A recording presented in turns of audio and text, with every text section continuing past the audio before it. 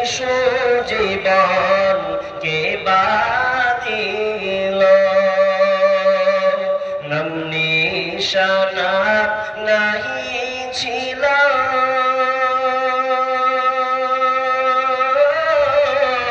শিশু জীবন কে বাদিল কার দয়াতে আসলে রে তুই কার দয়াতে আসলে রে তুই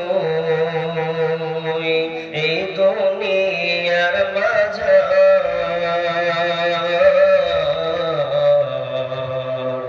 না মানলে ফরমান রে তুই না মানলে কোরআন না মানলে ফরমান রে তুই না মানলে কোরআন।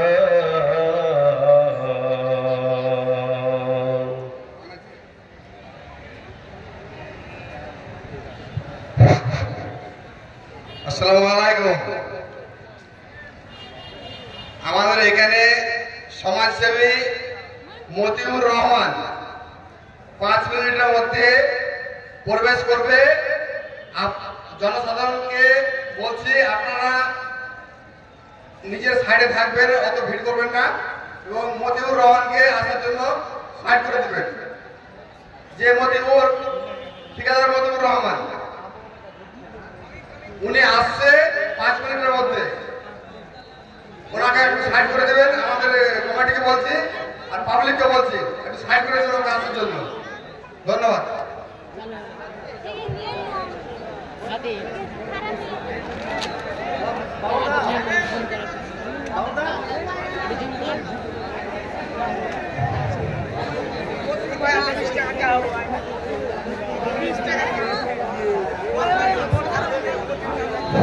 আপনারা একটু সবাইকে দিয়ে বসতে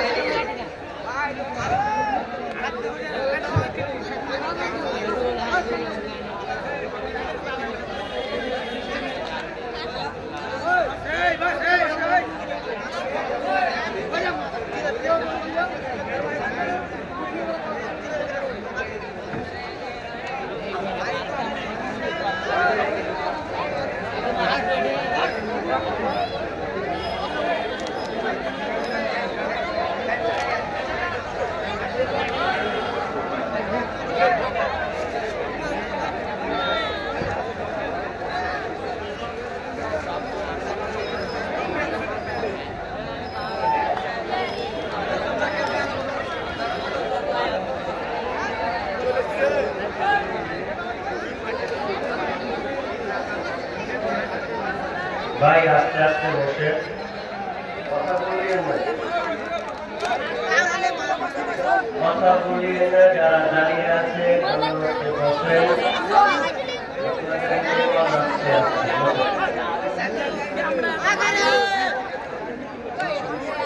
আপনারা বসেন, নামাজে বসেন, যে বসেন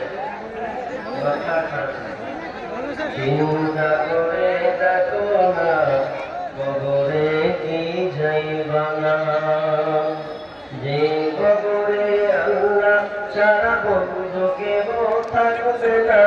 চিন্তা করে দেখো না কবরে কি যাইবা না, যে কবরে আল্লাহ ছাড়া বন্ধু কেউ থাকবে না। চিন্তা করে দেখো না কবরে কি যাইবা না, চিন্তা করে দেখো না কবরে কি যাইবা না। এই দুনিয়া ছাড়িয়া যাইবে তুমি ভাগিয়া, এই দুনিয়া ছাড়িয়া কোথায় যাইবে ভাগিয়া। মালাকুল মউত ধরবে বসে কোনো উপায় থাকবে না,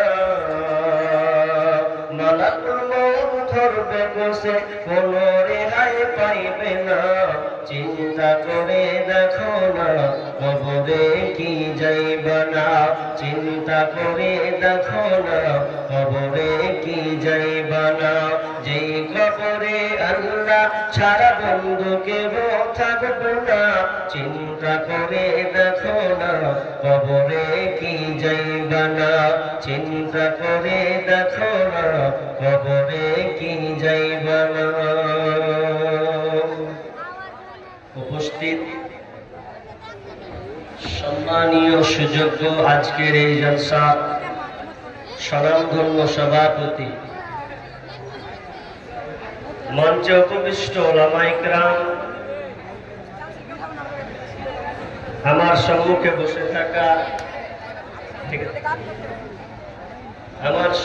বসে থাকা দিনদার ইমানদার মুমিন ভাই সকল এবং পর্দার অন্তরালে প্রজেক্টের মাধ্যমে দেখনেওয়ালি সম্মানিতা মা ও বোনেরা, প্রথমে সেই মহান মুনিবের দরবারে প্রশংসা জ্ঞাপন করি যে মহান মুনিব আমাদেরকে এই বিনা পয়সায় বিনা খরচে যিনি আমাদেরকে অক্সিজেন শ্বাস প্রশ্বাস নেওয়ার যে সুযোগ দিয়েছেন, সে আল্লাহ সুবহানাহু ওয়া তাআলার শুকরিয়া আমরা শেষ করতে পারবো না। কেন?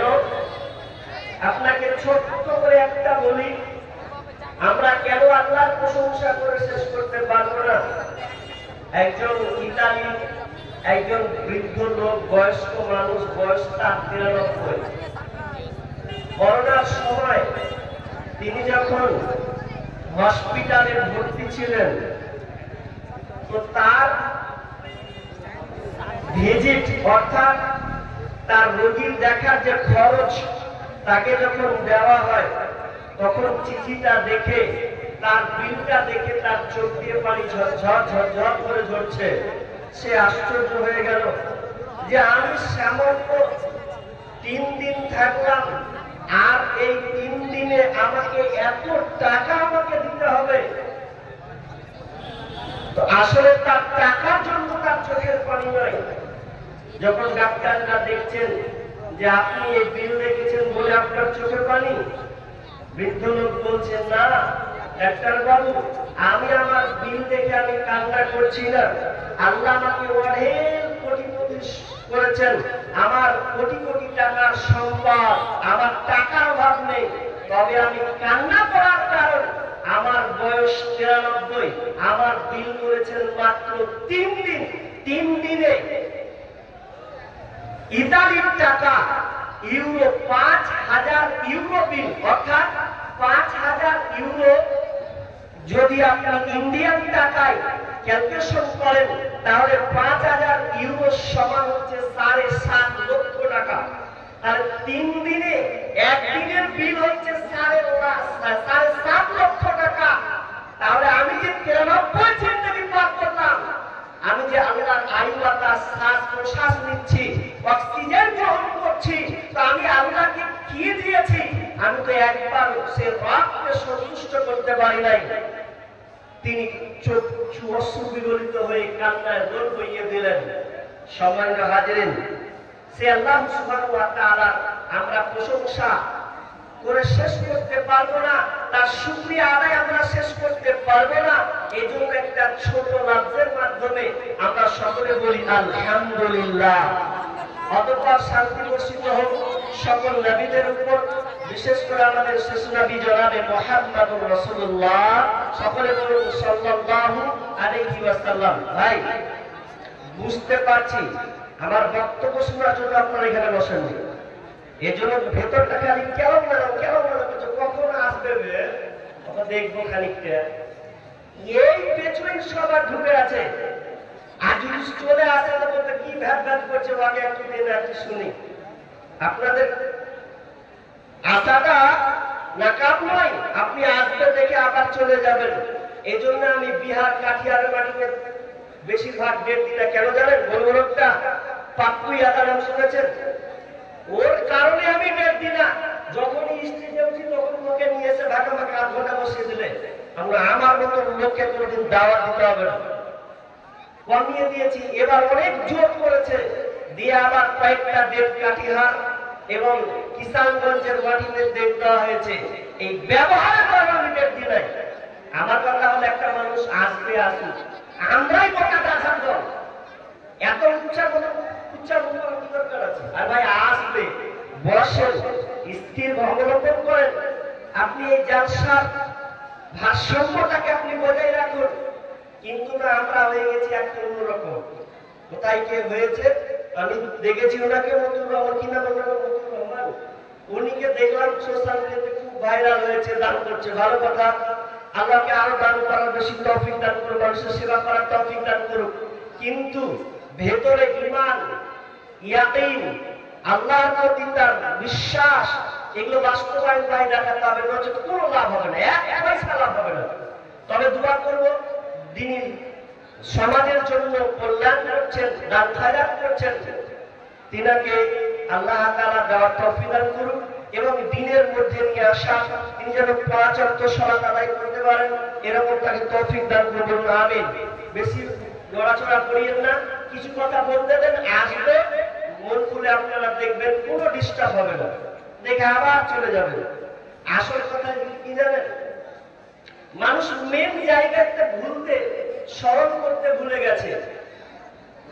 আমি ভাবছিলাম যে লোক আসবে কি আসবে না, কিন্তু এটা আল্লাহর একদিকে শুক্রিয়া দেব, ওর হারাতে তো পেন, এটা একদিকে ভালো, ওর হারাতে তো মশলা লোকটি না। আমি কি যে বলতাম আমি নিজেও জানি না, এতটা রাগ ছিল ভেতরে, এতগুলো মানুষের সমাগম, অথচ প্যান্ডেলটা খালি পড়ে আছে, আর এদিকে 100 টাকার টিকিট না কয় টাকার টিকিট করছে জানি না, এদিকে আবার মানুষ ভিড়, কোনো চা জীবনে খেতে পাবে না আজকে লাশ অপার।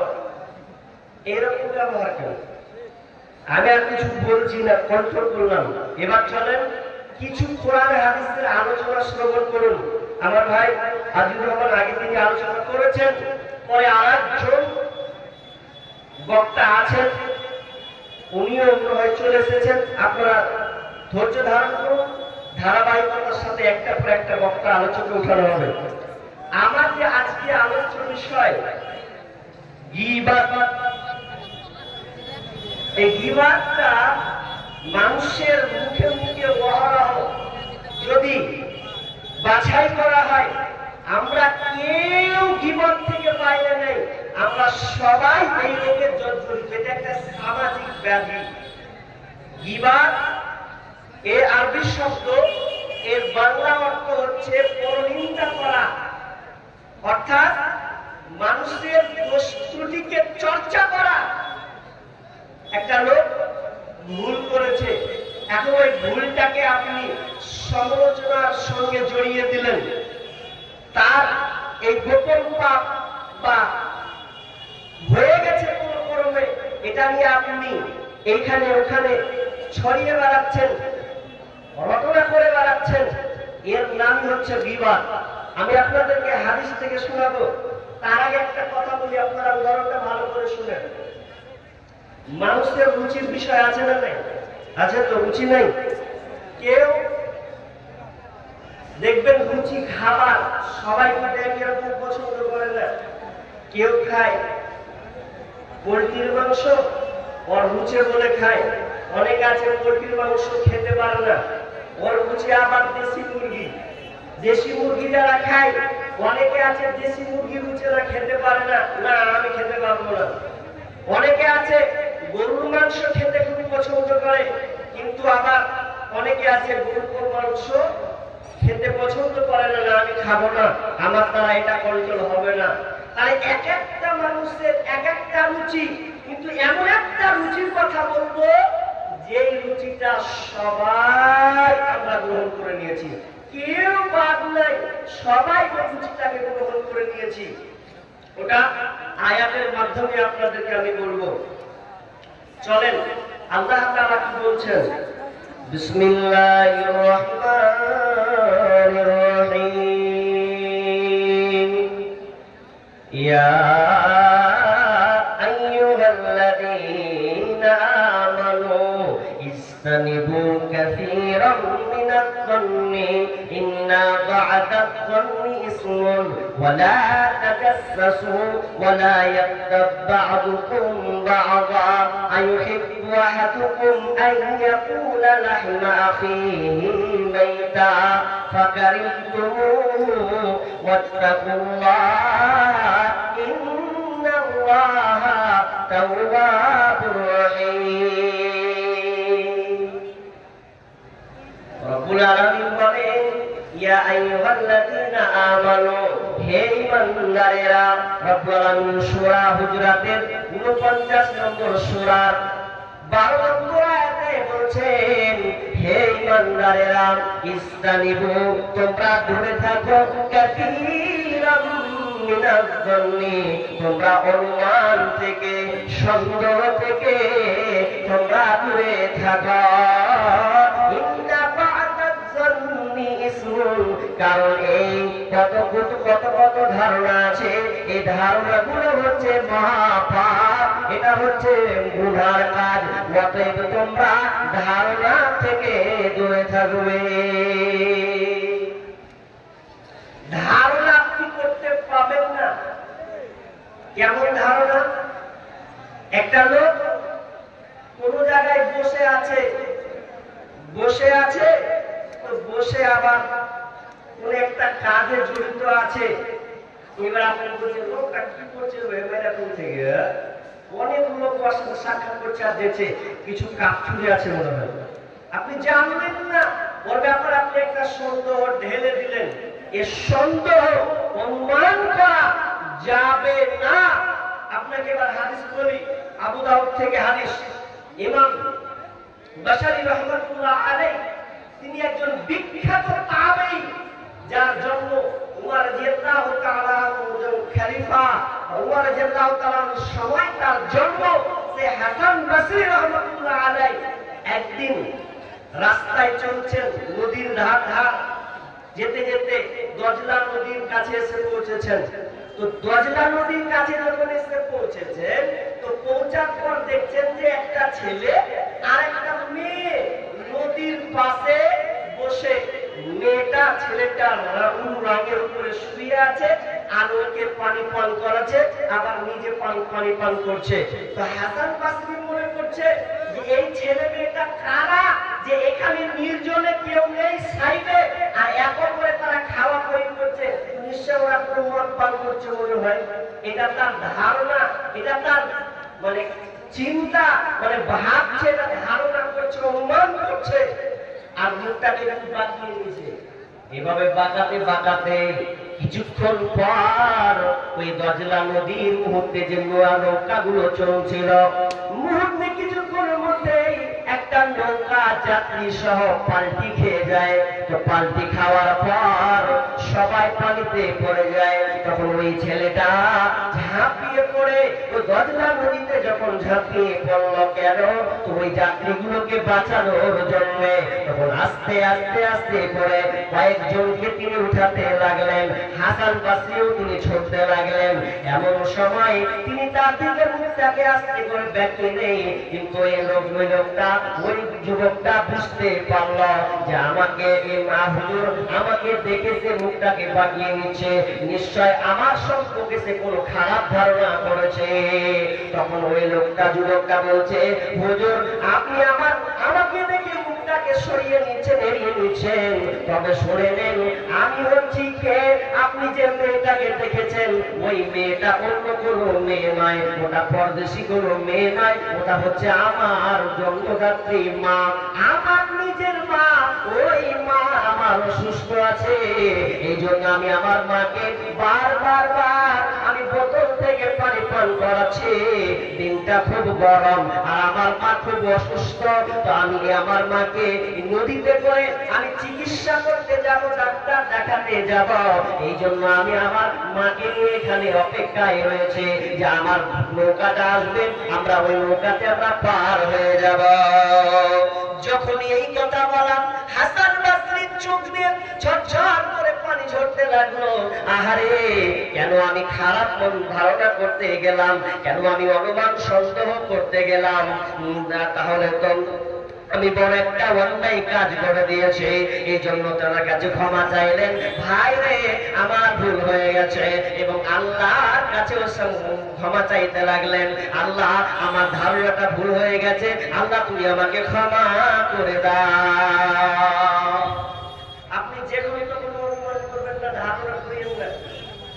একটা লোক মসজিদ ঢুকেছে নামাজ পড়তে, এসার নামাজ, ওই 2 রাকাত নামাজ পড়েছে, ও এখন বেতন পড়েনি, চলে গেছে।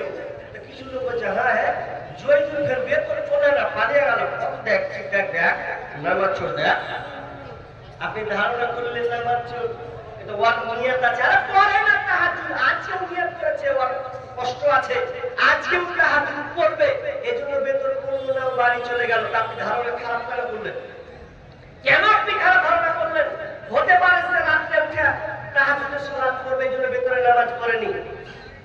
অনেক লোক দেখবেন মুসাফির যখন সফর করে, একটা আলেম মানুষ মাথায় টুপি, বসে বসে আছে, খিদা লেগেছে, সফরে যাচ্ছে, আর রমজান মাস, রমজান মাস চলছে, আর খাবার খাচ্ছে, কিছু মাথায় টুপি দাঁড়িয়ে ছেড়ে আছে, 1 ঘন্টার সময় খাইছে দেখ, আর ব্যাগটা বসে কিছু আছে।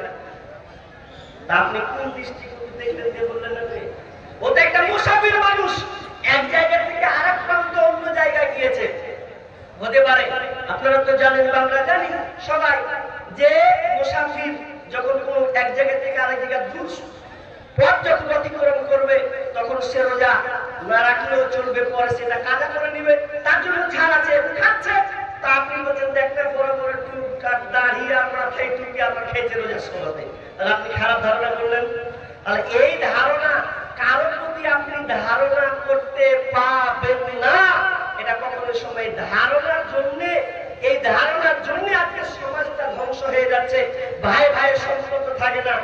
আমাদের গ্রামের একটা নগদ গল্প, নগদ কথা, আর একটু বোঝানোর জন্য বলছি। একটা বাপ প্রথম স্ত্রী মারা গেছে, দ্বিতীয় স্ত্রী বিবাহ করেছে। কিছু বলবেন? আসসালামু আলাইকুম। যিনারা ভলেন্টিয়ারের দায়িত্বে রয়েছেন, আপনারা যেখানে থাকুন না কেন খাওয়ার প্যান্ডেলে চলে আসুন। আবারও বলছি, বারবার এগুলো কথা বলতে খুব খারাপ লাগে। একটা মানে বিড়ি মাহফিল হাজ করার কথা আলোচনা চলছে, যারা সে এটাই মানে বেশি সমস্যা। বারবার খাওয়ার খাওয়ার খাওয়ার, আর খাওয়াটা পর্যন্ত খাবারে খালি মানে অ্যানাউন্স করতে করতে টাইম শেষ। আবারও বলছি, যিনারা ভলেন্টিয়ারের দায়িত্বে রয়েছেন, আপনারা যিনারা ভলেন্টিয়ারের দায়িত্বে রয়েছেন, আপনারা যেখানে থাকুন না কেন আপনারা খাওয়ার প্যান্ডেলে চলে আসুন। আবার বলছি, যিনারা ভলেন্টিয়ারের দায়িত্বে রয়েছেন, আপনারা যেখানে থাকুন না কেন খাওয়ার প্যান্ডেলে চলে আসুন। খুব সমস্যা। শামীম আক্তার, তুমি যেখানে থাকো না কেন স্টেজে চলে এসো। শামীম আক্তার, তুমি যেখানে থাকো না কেন স্টেজে চলে এসো। কি বলছিলাম গো? বাইল কাটবে, যখন এদিকে খোঁচা মারা হবে সব কাটবে, এই জন্য অনেক বক্তা কন্ট্রোল করতে পারে না, পালা খেতে থেকে ছেড়ে। ছোট মানুষ তো কিছু বলতে পারি না। কি বলছিলাম? যে একটা গ্রামে একটা লোক বিয়ে করেছে, বিয়ে করে প্রথম স্ত্রী মারা গেছে, দ্বিতীয় আর একটা মেয়ে বিয়ে করেছে। প্রথম পক্ষে অনেক ছেলে মেয়ে, 5-6টা ছেলে মেয়ে আছে, আবার দ্বিতীয় পক্ষে 2-3টা ছেলে হয়ে গেল। আচ্ছা হলো, এবার কেউ ওকে বলে দিয়েছে ওর 3 বেটিকে, হারে তোর মায়ের জমি রে, ওই ছেলেগুলোকে দেখে দিয়েছে, একে বেড়ে গেছে ঘুরে। একটা অনুমান করে একটা ঝেড়ে তুলে একদিকে, তখন এরা বলছে ব্যাপার তো খারাপ, এদের প্রেম এমন ঘুরলো যে বাপকে পর্যন্ত ঘৃণা করতে লাগলো, যে আমার বাপ এগুলা কাজ করবে, মায়ের জমি আমরা ভাগ নিব, 3 বোন আমরা ভাগ নিব, তো অন্য আর দ্বিতীয় ভাই কাঠ ভাই রাখে দিবে, এটা আমার কথা না, হবে না। এরা আপনার পরলোকের কথা শুনে ধারণা করলো, আর বাপকে ফোন করলো না, কিছু নয়, 3 বোন মেরে চ বাপের কাজ। 3 জন গিয়ে বাপের কাছে গিয়ে বলছে, আব্বা আপনি এরকম কাজ করছেন, মানে এটা কি করেছি? বলছে জমি লিখে দিয়ে দিচ্ছ তোমরা দ্বিতীয় পক্ষের গালাকে, আর মায়ের জমি আমরা পাই না, মানে তুমি বলছে পরে আমি তো কিছু জানি না। আসলে বাপ জানে না, ও কিছুই জানে না, অনুমান করেছে, ধারণা করে দেওয়ার এর মানে ধারণা যে মনে হয় ঠিকই দ্বিতীয় পক্ষ যখন লেখা দিতে পারে, এই জন্য যে একদম ভালো ঝামেলা শেষে বলছে আব্বা ভুল হয়ে গেছে। তার মানে ধারণা এত মারাত্মক জিনিস যে একটা সম্পর্ককে কেটে দিতে পারে। চলেন হিন্দা। হিন্দা নাম শুনেছেন কেউ? হিন্দা নাম শুনেছেন? হিন্দা বিনতে উতবা। এই হিন্দা তার কয়েকবার বিয়ে হয়েছে। তো প্রথম যার সঙ্গে বিয়ে হয়েছিল, তো যেটা আমরা জানি সুফিয়ান, আবু সুফিয়ানের স্ত্রী হিন্দা। তো হিন্দার প্রথম স্বামী আল ফাকিহ ইবনে মুগীরা। আল ফাকিহ ইবনে মুগীরা যার প্রথম স্বামী।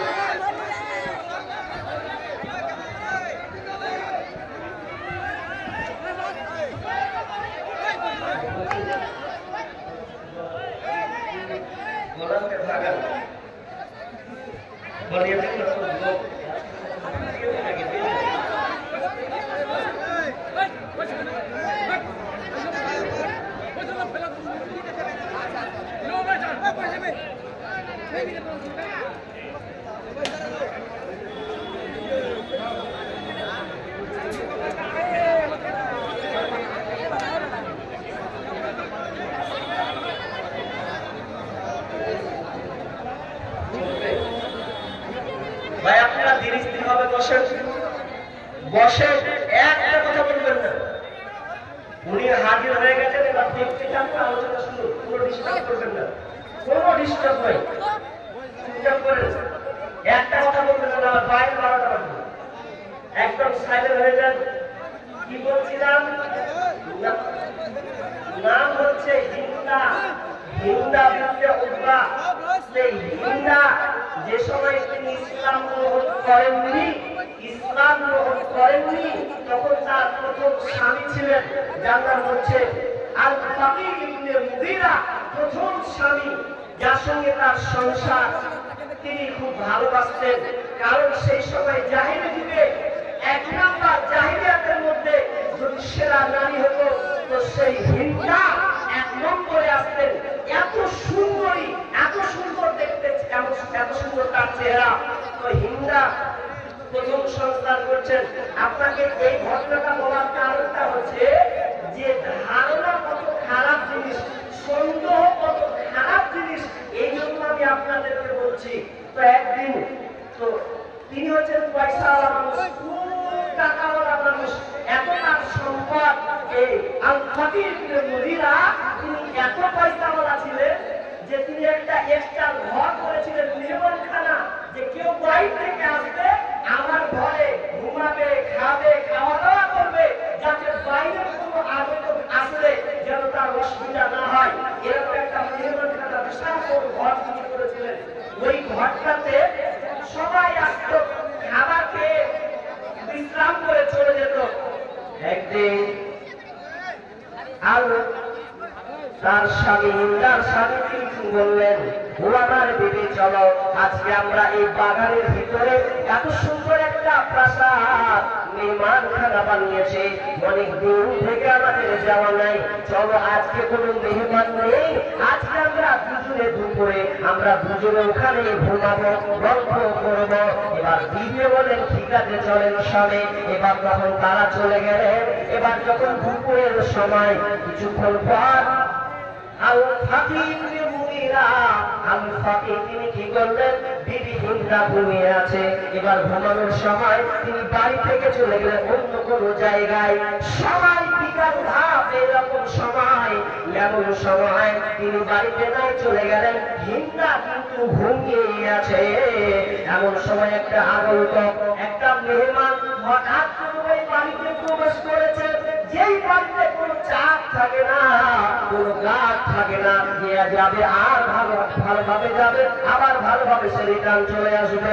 এই হিন্দা যখন হিন্দা শুয়ে আছে, এমন সময় একটা আগন্তুক তিনি ঢুকলেন, একজন মেহমান যখন ঢুকলেন, ঢুকার সময় দেখছে আহারে বাড়িতে দেখেন মহিলা আছে, কেউ তো নাই, অতএব আমাকে আর এক মুহূর্ত এখানে থাকা যাবে না, এই জন্য তিনি বাড়ি থেকে চলে যাচ্ছেন। এমন সময় যেতে যেতে যেতে যেতে কিছুক্ষণ পর হিন্দার স্বামী আল ফাকিহ যখন বাড়ি ঢুকছেন, তো বলছেন, আরে আমার স্ত্রী এই ঘরে আছে, আর এই সময় একটা আল্লাহ অপরিচিত লোক, এই লোকটা কি কেন এলো, কি হুট করেছে আবার চলে গেল। তার মনে একটা সন্দেহ হলো, ধারণা শুরু হয়ে গেল যে না, এর সঙ্গে কোনো তার কানের কাছে আমার বিবির সঙ্গে এই লোকটার কোন সম্পর্ক হয়েছে, নইলে কি করে এই লোকটা এখানে সে ঢুকলো, না এটা হতে পারে না। তার মানে ধারণার বশত হয়ে বিবিকে পর্যন্ত খারাপ ভাবতে লাগলাম। বিবিকে বলছে, হিন্দারে বল, ওর ঘরে কে এসেছিল বল। তখন হিন্দা বলছে, স্বামী আমার, আমি কিছুই জানি না, আমি তো ঘুমো অবস্থায় ছিলাম। হিন্দার স্বামী কি ঘুমাচ্ছে না? না না, আমি তো কথা শুনবো না। এই দুপুর বেলায় তোর ঘরে ঢুকে চালিয়ে দেখলাম বের হলো, আর তো রেহাই নাই। তুই আমাকে ছুটে দিচ্ছিস, তার মানে তুই গোপন রাখছিস, তার মানে তোর ব্যবহার নোংরা, ভালো নয়। এত শীত করছে তো তোকে আর সংসার করে খাবো না। দুপুর বেলায় চিন্তা করছেন, রাত মারা উজ্জার কসম করে বলছি, যখন ইসলাম গ্রহণ করি বলছি, দেখো এই যে প্রেমের কসম খেয়ে বলছি, আমি দেখিনি কাউকে, এসেছিল জানি না, কথা খারাপ। আমি নিজে দেখি ঘর থেকে বেরোলাম, জানিস না, শুনবো না। মেয়ের বাপের গাড়িতে উঠে আপনার মেয়ে এরকম ব্যবহার করেছে, এরকম আচরণ করেছে, অতএব এই নিয়ে আমি আসবো না, তারা দিল এই পক্ষে বুঝাই যাবে। কিছু আমি জানি না, আপনি ধারণা করে বলছিস না, শুনবো না। এদিকে শ্বশুর মশাই, দাদা সবাই বুঝাচ্ছে, দেখ রে, এটা হয়তো একটা ডিসব্যালেন্স হয়ে গেছে, ভুল ধারণা হয়েছে, সংসার করা, সংসার করে খা। বলছে না, আমি হিন্দাকে তালাক দিব, এটা আমি আর বাড়িতে রাখছি না। এক কথায় আমি তাকে তালাক দিয়ে দিব, বিবি স্থাপিত পাবে না। এ করতে করতে করতে এক্সাম গ্রহণ করছে। এক কাজ করবো, যা হলো হলো, মানে ওদের যে ধারণা ওরা বলছেন কি, বলছেন চলো জাদুকারের কাছে চলো। কারের জাদুকার ইয়ামিন চলো, ইয়ামিনের জাদুকার আছে একজন প্রসিদ্ধ, একদম বড় একটা জাদুকার, তো ওর কাছে চলো, বলে দূরে কি বেঁচে নেওয়া হয়েছে। কিন্তু এই বিশ্বাস আমাদেরকে রাখা যাবে? আমাদেরকে বিশ্বাস রাখা যাবে না, কারণ ভবিষ্যতের কথা মানুষ বলতে পারে না। তবে অনেক যে বলে, যে অনেক কবির আছে বলে দেয়, বলে না, বলে কিভাবে বলে, ওগুলো শয়তানের আশ্রয় নিয়ে, আপনার জিনের আশ্রয় নিয়ে তারপরে তারা কিছু করতে পারে। কারণ জিনের ক্ষমতা, অনেক ক্ষমতা, ওদের হায়াত অনেক, 30,000 40,000 বছর একটা হায়াত তারা পায়, তারা দুনিয়ার কাছে চলে যায়। হিন্দা আর এদিকে তারা দুজনে এবং বাপের বাড়ি এবং শ্বশুর বাড়ি, বাবার বাড়ি সবাই জন্য দোষী আছে, নির্দোষী। এবার জাদুঘর, জাদুঘর কি করছেন? জাদুঘর হিন্দা কিন্তু খুব ভালো ছিলেন। কেমন ভালো, একটা হাদিস আপনাকে বলি। হিন্দা যখন কথা বলছেন কেন, হিন্দা যখন বান্ধবীর সঙ্গে যখন কথাবার্তা করতেন, কথাবার্তা বলতেন, তো একদিন হিন্দার সঙ্গে এক বান্ধবী গল্প করছে। তার বান্ধবী বলছে, জানিস কি, বলছে যে ওই বাড়ির মেয়েটা পাশের বাড়িটা একটা লোক আমাকে বলছে যে হাজি হরিচন্দ্রপুরে যাওয়ার লাইনের রাস্তাটা কোনটা, বলছে এদিক দিয়ে যাবা, এরকম এদিক দিয়ে যাবা। বলে হিন্দা ছি ছি ছি, তোবা তোবা তোবা তোবা, বট পুরুষের সঙ্গে কথা বলতে পারলে, কোন মাঝে কথা বললেও মানে কতটা ভালো ছিল হিন্দার দিক দিয়ে, যে বট পুরুষের সঙ্গে ভালোভাবে কথা বলতো না। আর আজকে আমাদের বর্তমানে মেয়েরা লাজ শরম বলে কিছু নাই, একটা আনজায় হেল্প পেলে কিছু বলে, হাজি তোমার বাড়ি কোনঠে, তোমাকে বাড়ি কোনঠে, এমন থেকে বলতে বলতে রসপথে এমন ভাবে সম্পর্ক জড়িয়ে নিল যে আজকে যে কি বলবো, একটা কথা থাকে, আমরা বিক্রি করে দিয়েছি। হিন্দার মধ্যে বলে কি ছিল, তিনি মুশরিক হবে, কথা বলতো না। আর আজকে আমাদের মা বোনেরা পথ দেখলে এখন সম্পর্ক থাকছে, একটা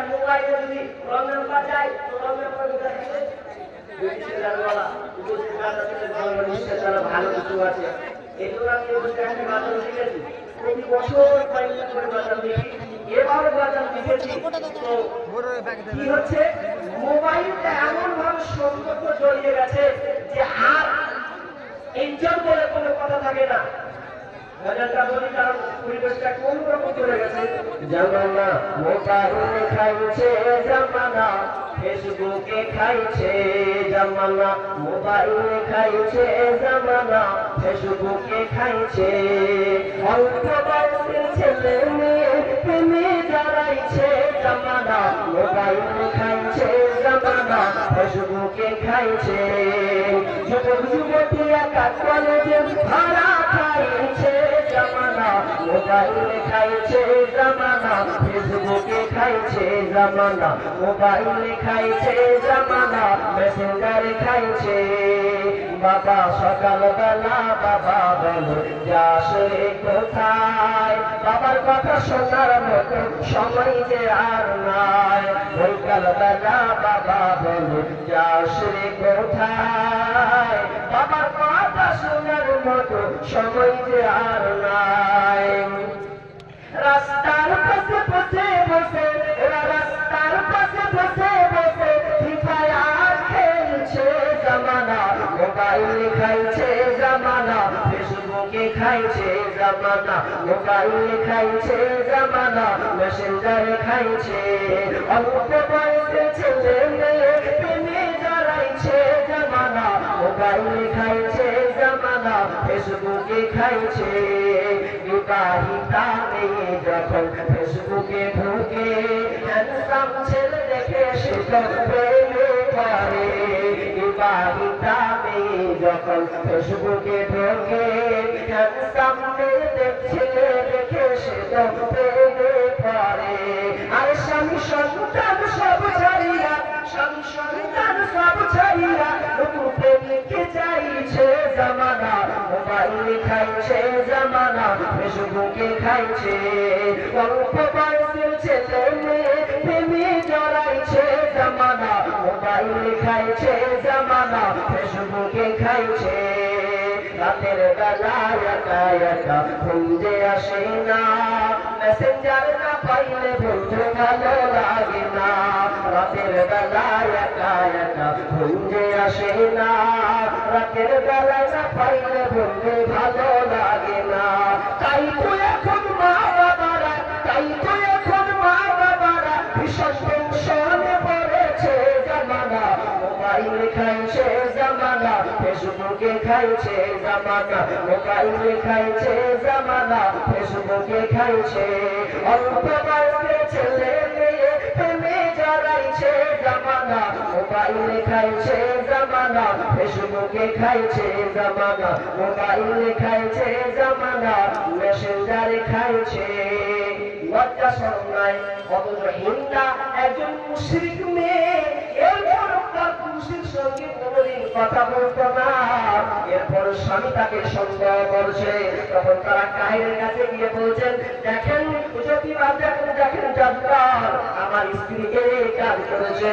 দুই পক্ষের কথা শোনা হলো, এবার কাহিন জাদু চালাতে লাগলো, চালাতে চালাতে চালাতে চালাতে এক পর্যায়ে জাদুকর বলে উঠল, ওগো ফাকি আর ইবনে মুগীরা, আপনার স্ত্রী হিন্দা সে কোন পুরুষের আশ্রয় তার ছোঁয়া লাগেনি, তার মানে ও কিছু জানে না, ও তারা কোনো আকাঙ্ক্ষা হয়নি। তোমার দিদি যেটা বলছে তাই সত্য, তার সঙ্গে কোনো সাক্ষাৎ হয়নি, কোনো সম্পর্ক হয়নি। যখন এই কথা বলা তখন হুজুরের চলে এসো, আসলো হিন্দা হাসছে, এদিকে তার স্বামী হাসি পাচ্ছে। যাকে আমার ভুল ধারণা, কিন্তু জাদুকর দেখেন এখানে ব্যাগটাও লাগিয়ে দিলে, যদি জাদুটা একবার স্তব্ধ হয়ে যেত তাহলে খোলাসা আবার তারা দুজনে সংসার করত। দ্বিতীয়বার জাদুকর আবার জাদু চালাতে লাগলো। এমন সময় হিন্দার হাত ধরে বলছে, হিন্দা রে তোমার পেট থেকে একটা যোদ্ধা জন্মগ্রহণ করবে, এই দিনটা হবে সারা পৃথিবীর লোক তাকে চিনবে, এরকম একটা যোদ্ধা তোমার প্রতি জন্মগ্রহণ করবে। তখন তিনি যখন এই কথা বলা, তার ব্রেনটা গেল অন্যদিকে ঘুরে। এবার হিন্দা বলছে, আমার পেট থেকে একটা সন্তান আসবে, যোদ্ধা হবে, রাজা হবে। খলিফা হবে, তাহলে তো আমি এবার কি করে? এবার সে কত হাসতে হাসতে হঠাৎ করে সকলকে বলে দিল, শামস সকলকে বলে দিল, শুনে যাও, আমি এই চাঁদির ভাত খাবো না, আমি আমার স্বামীকে তালা খোলা তালাক আমি দিয়ে দিলাম, এক কথায় আমি তার সংসার করবো না। হয়ে গেল। এতক্ষণ বলছিল স্বামী আমি ভুল করিনি, এবারে দেখো আমাকে ভুল বুঝিও না, আমার সংসারকে ভাঙিও না, এই চিন্তা আমার পাল্টা বলছে সংসার করবো না। কারণ জাদুকর বলে দিয়েছে একটা জরুরি কথা। এবার মা বাপ আবার বেকার হয়ে গেল, তোরা কে তো একযোগ করার জন্য ঝুঁকি লাগার জন্য তো এখানে আসা, তুই তোর মুদ্রা বলছিস সংসার করবো না, ব্যাপারটা কি? বলছে শোনো, আমি যার সঙ্গে থাকি আমি তার ব্যাপারে ভালো করে জানি, এর দ্বারাই এর মাধ্যমে আমার পেট থেকে এই ভালো সন্তান অর্থাৎ ভালো সন্তান মহাবীর জন্ম হবে না, এর দ্বারা দিয়ে হবে না, আমি একে ভালো করে চিনি। হিন্দা সংসার করল না, না করে এবার চলে গেল বাড়ি, স্বামী স্ত্রী তালাক হয়ে গেল, আর দরকার নেই। কিছুদিন পর তার আবার বিয়ে হলো কার সঙ্গে? আবু সুফিয়ানের সাথে বিয়ে হলো।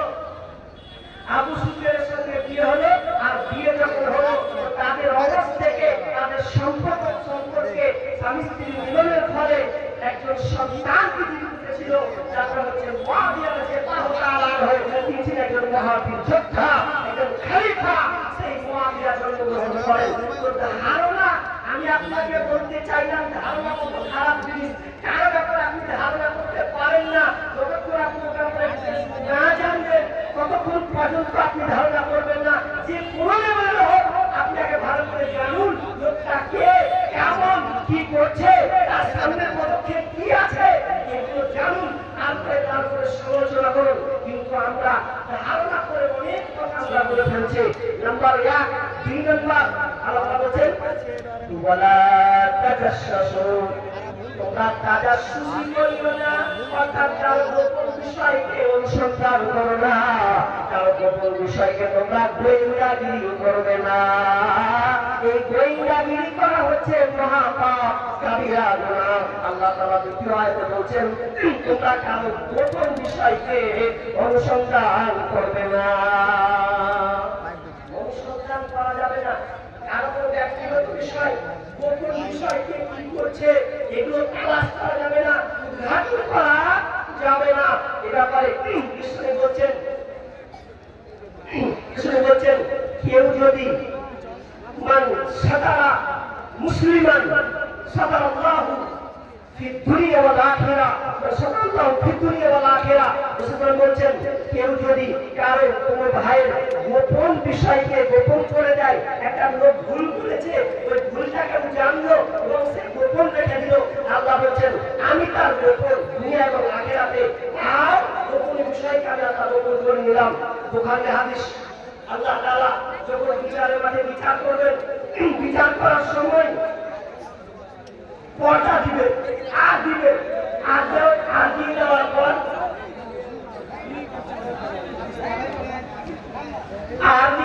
পর আল্লাহ বলবে তুমি এই পাপটা করেছিলে, তোমার পাপ এখানে, তোমার পাপ লেখা আছে, তুমি যে কোন কোন জায়গায় পাপ করেছে পাপটা লেখা আছে, আমি তো পাপ নিঃস্ব করিনি, আমি পর্দা আর দিয়ে দিয়েছি, এবার তুমি দেখো আল্লাহ তোমার পাপ তুমি এগুলো করেছো কিনা। তখন লোকটা বলবে আল্লাহ হ্যাঁ আমি এই পাপগুলো করেছি। আল্লাহ বলবে ভালো করে দেখ এই পাপগুলো আমার ফেরেশতারা বেশি করে লিখে দেয়নি তো, তারা নিজে থেকে লিখে দেয়নি তো। বলবে আল্লাহ না আল্লাহ এটা আমারই পাপ, এটা আমি নিজে করেছি, আমার খুব মনে পড়ছে। তখন আল্লাহ গোপন রেখে দিলেন। আল্লাহ বললেন যা আমি তোর পাপকে গোপন রেখে দিলাম, আমি আল্লাহ তোকে ক্ষমা করে দিলাম।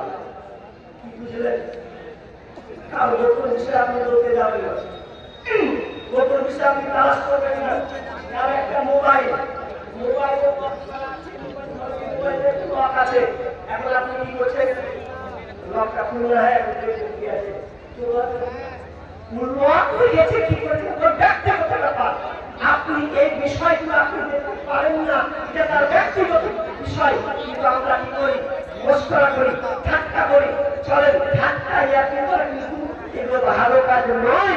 আল্লাহ তাআলা বলছেন তোমরা গোপন পাপ, গোপন কথা অনুসন্ধান করো না, উদ্ঘাটন করো না। রাসূল সাল্লাল্লাহু আলাইহি ওয়াসাল্লাম বলেছেন, রাসূল সাল্লাল্লাহু বলেছেন কেউ যদি কোনো পাপ, আল্লাহ তাআলা রাসূল বলেছেন আমার সমস্ত উম্মতকে মাফ করে দেওয়া হবে, ক্ষমা করে দেওয়া হবে, কিন্তু ওই ব্যক্তিকে ক্ষমা করা হবে না যে লোক পাপ করলো, গোপনে পাপ করলো, কিন্তু গোপন পাপ করার পর আবার সকাল হতে গিয়ে আবার বন্ধুকে শেয়ার করে, জানিস আমি মুখগুলোকে নিয়ে গেছিলাম, এই হয়েছে, তুমি মজা দিয়েছে।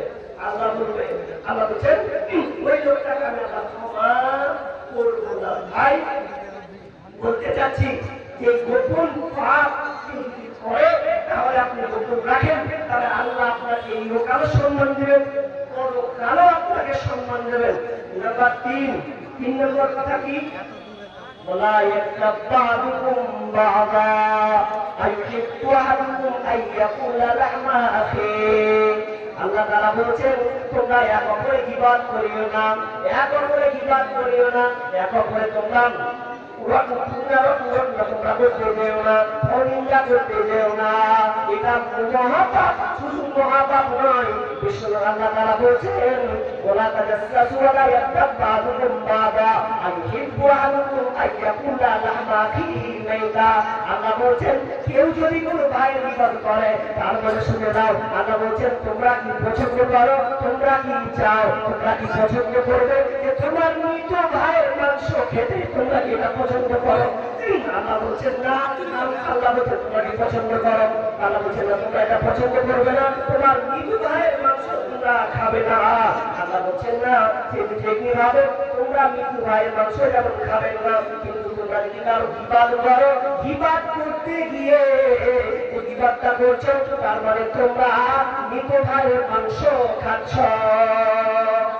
আমি আগে একটা উদাহরণ দিয়েছিলাম, কারো রুচি কেউ মুরগি খেতে ভালোবাসে, কেউ দেশি মুরগি খেতে ভালোবাসে, কেউ গরুর মাংস খেতে ভালোবাসে, ইত্যাদি ইত্যাদি। কিন্তু সবার রুচি একরকম নয়। কিন্তু যারা গীবত করে তাদের রুচি হয়ে গেছে কোথায়? তাদের মৃত ভাইয়ের মাংস খেতে তারা পছন্দ করে। এবার চলেন গীবত কাকে বলা হয়। গীবতের চ্যাপ্টার আমি এবার চলে এসেছি। মাইক ভালো লাগে বলা যাবে সব শেষ বলা যাবে।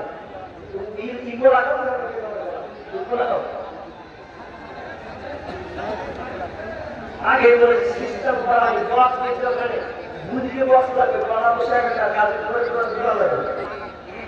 কি বলছিলাম? গীবত কাকে বলা হয়? এক মিনিট ভালো করে শুনে। আবু হুরায়রা রাদিয়াল্লাহু তাআলা বলেছেন আনাবি হুরায়রা আল্লাহ সাল্লাল্লাহু আলাইহি ওয়াসাল্লাম বলেছেন আতাতুনা মান গীবা ওয়া মা শাবিয়াতা বলতো গীবত কাকে বলা হয়? তোমরা কি জানো গীবত কাকে বলে? শাবিরা বললেন আল্লাহু ওয়া আলাম, আল্লাহ এবং তার রাসূল ভালো জানেন গীবত কাকে বলা হয়। এটা আমি তো আমরা জানি না। এটা বিষ্ণু বলেন, সব বিষ্ণু বলেন ওয়ালা সাল্লা ফাকা বিমা ইয়াকরাহু। গীবতকে বলা হয় তুমি তোমার ভাইয়ের গোপন কথা, প্রস্তুতির কথা তার অনুপস্থিতিতে বললে, আর ওই লোকটা যদি শুনতে পায় তাহলে সে কষ্ট পাবে। এর নাম হচ্ছে গীবত। গীবত কাকে বলা হয়? যে একটা লোক তার অনুপস্থিতিতে আপনি কিছু বলে দিলেন। উদাহরণস্বরূপ এটা কোন জায়গা? এই গ্রামটার নাম হচ্ছে কাউয়ামারি, তাই তো? কাউয়ামারিতে একটা ছেলে বিদেশ গেছে। বিদেশে কি করতে গেছে? থাকতে গেছে। সঙ্গে 5 জন গিয়েছিল। একজন রিটার্ন বাড়ি চলে এসেছে। এরা কিন্তু 1 মাস পর বাড়ি পৌঁছে। এরা 4 জন চায়ের জন্য বসে গল্প করছে। হ্যাঁ একটু ভিডিওতে দেখতে আমার সাথে গেছিল, কিন্তু বাড়ি চলে আমি বাড়ি চলে এসেছি। ব্যাপারটা খারাপ। আর এইগুলো আমার খেতে মুখে আছে। হ্যাঁ এইগুলো খেলে পড়ে গেছিল রে, এটা সব কেটে গেছে। তখন একজনে বলছে কি হয়েছে? আমি কেটে গেছি। কি হয়েছে? তুমি জানি যে বাড়িতে কাজ করছিল এই বাড়িতে একটা মেয়ে ছিল, মেয়ের সঙ্গে ধরা পড়ে গেছে। মেয়েটা খেল মারতেছে, নাকি রে আল্লাহ ওই থেকে ওরা হালাত করেছে আমার মেয়ের পাল্লায় করে ওরা আঘাত করে বাড়ি করেছে না ভালো করে কিছু করতে যা কেউ যাবে না বাচ্চা চলে যাবে কেউ যাবে না এটা বিবাহ আপনি বলতে পারবেন না এটা বিবাহ আপনার দ্বারা বলার সুযোগ নয় আপনি কেন ভাই বোনেরা বলতে গেলেন ওই সুন্দর একটা ভুল করে দিয়েছে আর আপনি একটু হালাত করা ভাই ভাই আপনি বলতে পারছেন জি না বিবাহ আমরা সবাই তো জড়িত আছি আচ্ছা আপনারা বলেন আপনারা একটা উদাহরণ দিন বাপ বেটা কি একসাথে বদমাশ করে আর কথা বলেন করে বলে না বাপের সামনে মতপান করলো যদি বাপ বেটাও যদি খায় তাও বাপকে থেকে ভয় করে আপনার সঙ্গে কি করে খাবো এটা সম্ভব নয় মেয়ে একটা ছেলের সঙ্গে কথা বলবে বাপের সঙ্গে কথা বলতে পারবে না আর ভয় আসবে কিন্তু দুঃখের কথা এগুলো হয় এমন একটা পাপ যে বাপের সঙ্গে হয় মায়ের সঙ্গে হয় ভাইয়ের সঙ্গে হয় দাদার সঙ্গে হয় কি করে হয় যে ছেলেটা আব্বার সঙ্গে মতপান করতে গেলে বাইরে খায় সঙ্গে খায় বাপের সঙ্গে খাবে না এক টেবিলে বসে মা এখানে বসে আব্বা এখানে ভাই এখানে বোন এখানে বলছে জানিস